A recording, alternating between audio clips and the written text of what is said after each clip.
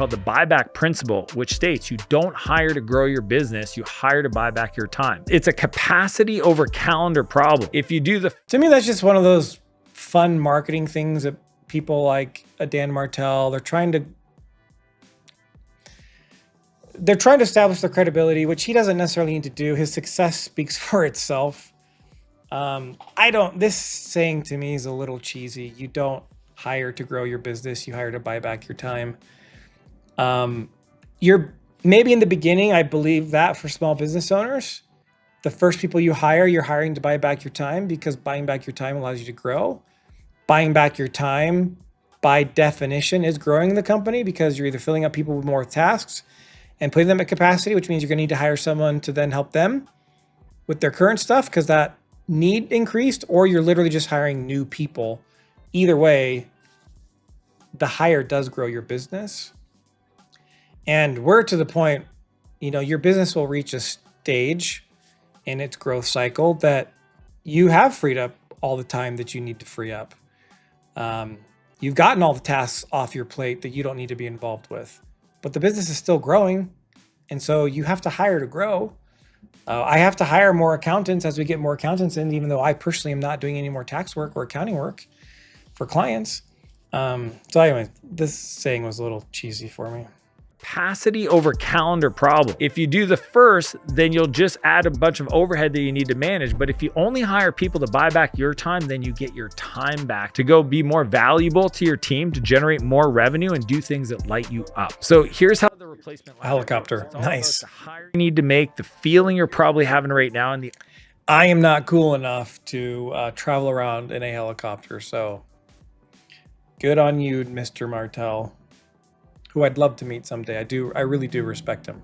Ladder works. It's all about the hire you need to make, the feeling you're probably having right now, and the ownership of outcomes that they need to take off your plate. The first rung of the ladder is you might be feeling stuck in your business because you don't have the time, and that's why you need to go hire an administrative assistant, and you got to give them two areas of your life, your inbox and your calendar. And I'm talking 100%. When those emails come in, if you touch them before your admin, then you're totally misunderstanding this whole process. The second rung of the ladder, you might be feeling a little stalled in your business. It's because you're doing all the delivery, essentially all the client fulfillment. And that's where you need to have somebody support you on the onboarding and ongoing support of a new customer. Once I get a customer in my world, I want to help them do the thing. I don't want to be involved in any private jet. You get nice private jet. Also pretty cool. I don't have one of those either.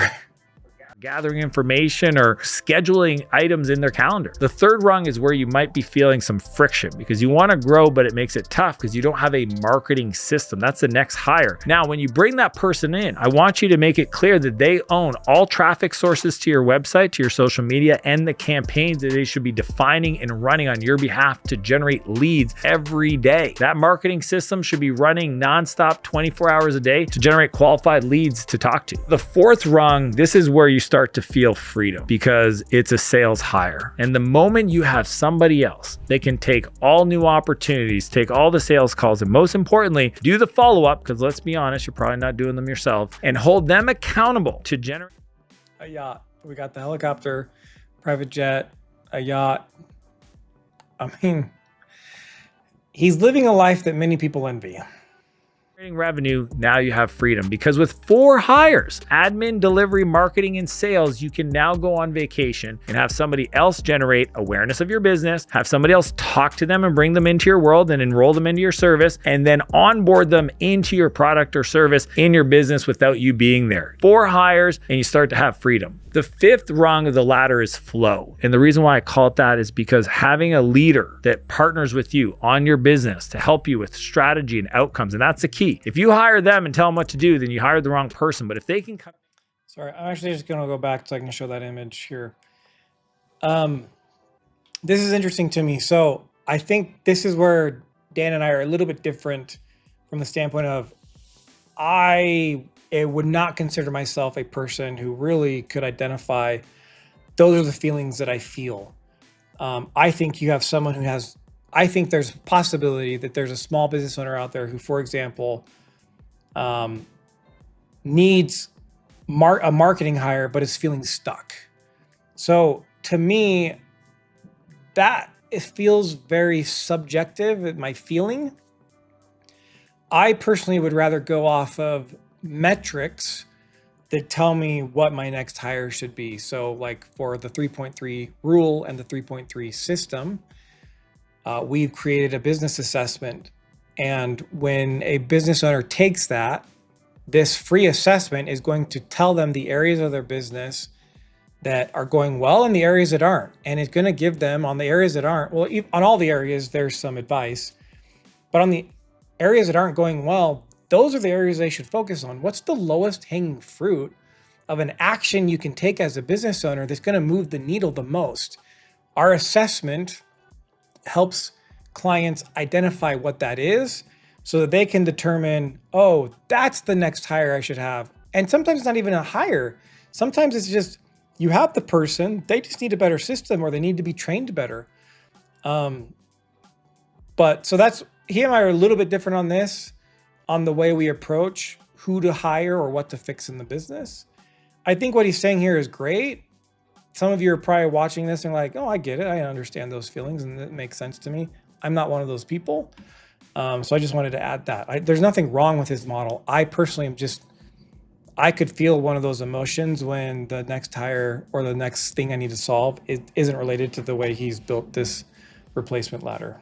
Partners with you on your business to help you with strategy and outcomes. And that's the key. If you hire them and tell them what to do, then you hired the wrong person. But if they can come in and help own outcomes to drive the business forward, to come up with the strategies and manage the execution and design the playbooks, that is when you start to feel the flow of really building a partnership and a business that you don't grow to hate. Most people have a hard time delegating because they're worried that it's going to lose the magic, the thing that you do, your fingerprint on the business. And that's why I use the 10-80-10 rule. So the 10-80-10 rule is used by all the top people like Gary Vee, Elon Musk, or even Mr. Beast, because they can't be involved in every aspect.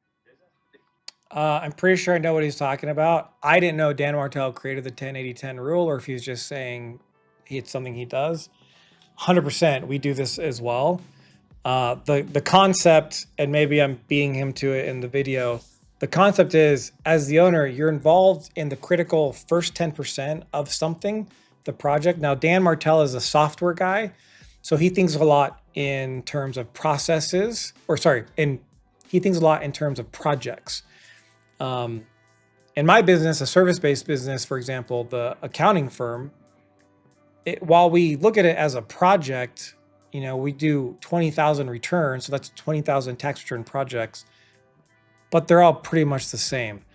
So I don't need to be involved in any of those, but I am involved in the design process of the overall process that we're going to apply to all those different things. So hopefully that makes sense. But you're involved in the first 10%, the design stage, give them the direction, give them the vision.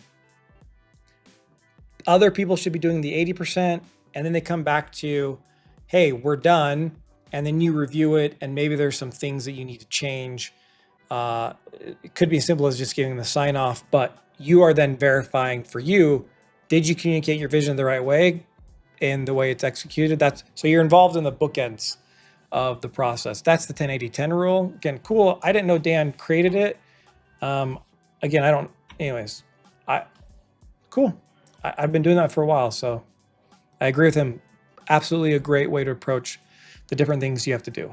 Fingerprint and their genius is involved, which is I sit down with my team at the beginning and I do the ideation 10%, that upfront, let's talk about how this could work, all the resources we have, what we've done in the past that feels similar, and make sure I give the team all I know about the ideation of the specific outcome I want. If it's marketing, if it's creating something, it's a customer result, a new website, I only get involved in that first 10%. The next 80% is your team doing the execution. It's them going through all the resources you might have told them about, doing the interviews, essentially managing the whole project, and they take that over from you. And then the last 10%, that's the integration. That's where they take the project back into your world and you look at it and you go, ooh, let's tweak this, let's tweak that, let's tweak this. And then you decide to present it back. Think Steve Jobs. He goes into the design studio with Johnny Ives and they come up with the idea for the new iPhone. The team goes and prototypes and builds the thing and sources the materials and puts it together. And then Steve came back at the very end, the last 10%, which is presenting it on stage when they reveal the iPhone. That is how you take creative creative processes and integrate it with your team where you still feel involved but not needed to execute. Now let's start with level 1 of the replacement ladder. What do you get your admin to do? Which brings us to chapter 6, clone yourself. My mind blew wide open the moment I got to spend a week with Richard Branson in Verbier, Switzerland. I watched a billionaire every other billionaire wants to be like, live his life, operate. I didn't know Richard Branson was the billionaire every other billionaire wants to be. My guess is most billionaires are happy with themselves, but it's interesting. I know someone who also went out, not with Dan Martell, but this is one of the ways Richard makes lots of money. He has a private island. Lots of people are invited throughout the year. Yeah, it'd be pretty cool. Yeah. Be like, live his life, operate 400 companies by just meeting with his assistant for 60 to 90 minutes every morning for breakfast. That transformed everything for me. I would love to know what that meeting looks like. Yeah. Marketers spin data to make it look super sexy. I would love to know, like, what is Richard Branson's actual title on all those 400 companies that he's owned? Like, is he the president, or is he a chairman of the board? Is he just an owner? It'd be interesting. We all only have 24 hours in the day. If he can run 400 companies in 60 to 90 minutes, one thing we know for sure is that his assistants are also going to be freaking awesome humans, super productive workers, and that he's got good leadership team in place of those 400 different companies with systems. No one can run 400 companies without the foundational systems in place, which is one of the things we talk about in the 3.3 system with our consulting and things. For who I thought I needed to be or resources I needed in my life to actually allow myself to live life to the fullest. And that's when I really realized $1 million companies were not built on $10 tasks. It's impossible. There's not enough. It's a fun, memorable line. Probably true. For most, I bet there's a case out there of a company that charges $10 and they still made $1 million, but it all fits with his principle of buy back your time. You need to value your time. And in order to do that, you need to stop saying yes to tasks that you can have other people do. You personally are likely not going to become a millionaire only doing $10 tasks. 100% agree with that. Hours in the week for you to work your way through this problem, you have to learn how to work through somebody else. So there's 2 key areas that I require an administrative assistant to own. The first one is your inbox. And I know some of you still want to hold on to this and triage for them, but the truth is the moment you give them 100% access, your life will change. My brother went through this scenario himself where he hired an assistant and decided to just CC her on some emails to get her to do things instead of actually allowing her to process. Your inbox is actually your assistant's to-do list if you give them access. Any other way, and it doesn't work because they don't have the context to actually help support you. The second one is your calendar. I've done this. I've tried this a couple times. There's a training system involved. I don't know what that is. I understand what he's saying. If you have someone you're paying to be in your inbox, let them be the first one who looks at the emails. Man, I think it's great to be Dan Martell. We all want to be there. And I'm not saying that in a way of like, oh, look at this guy. I say, look at this guy. Like, he's accomplished these things. I want to be there. I personally haven't figured out how to do that with 100% success. I still think there's some frustrations with inbox management.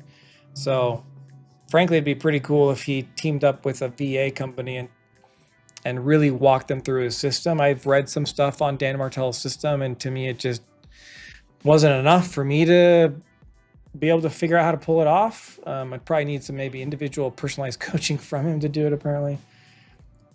But having someone in there has been helpful for me.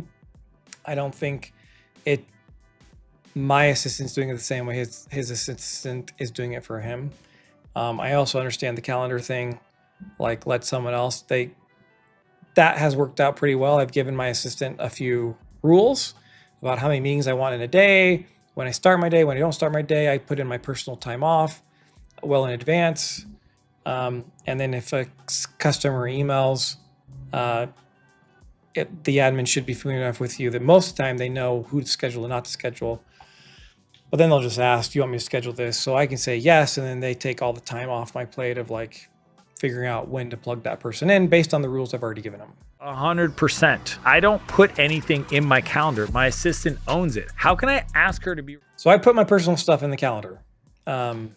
Maybe he just tells her, hey, block off this day for my personal stuff.